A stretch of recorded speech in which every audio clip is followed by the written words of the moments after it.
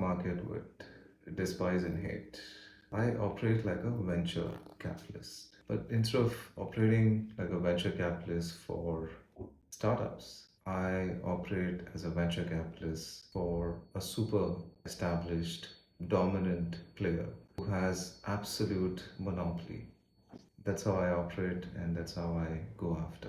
For example, if you want to take a company public, you should have done tremendous work when you started your company. You should have done so well that the board of directors decided to take this company further and said it would take more money for us to do an IPO and then we can make it public, which means the board should have so much confidence in your capability and capacity. They said, let's do it. That means you have a sound business, and that sound business is willing to go public.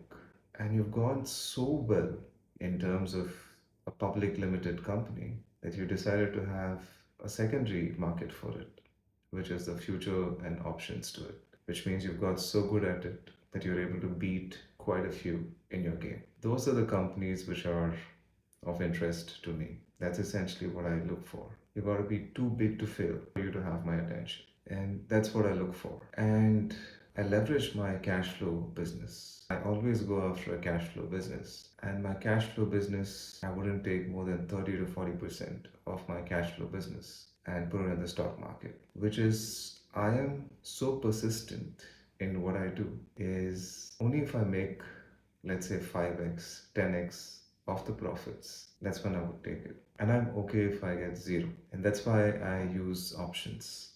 I don't use futures because you can go negative. And that's why options. So with this Indigo thing, Indigo was the prime mover, too big to fail, too much of company confidence, investor confidence, and did very well. So when an opportunity presented, when there was absolute chaos, that's when I get in. And then I get out once things stabilize, which means that the fear is over, the greed is picked up. I'm already out. And the same model is what I do. I am extremely disciplined in terms of money, in terms of how I operate and what I do. And that's essentially what you really want to master. You want to master psychology. You want to master your mind. Before you master psychology, before you master your mind, you want to forge, unleash an ultra dominant you. You want to bring that ultra dominance. After you bought the ultra dominance, you want to bring that to your mind. After you bought it to your mind, then you want to bring it to your money.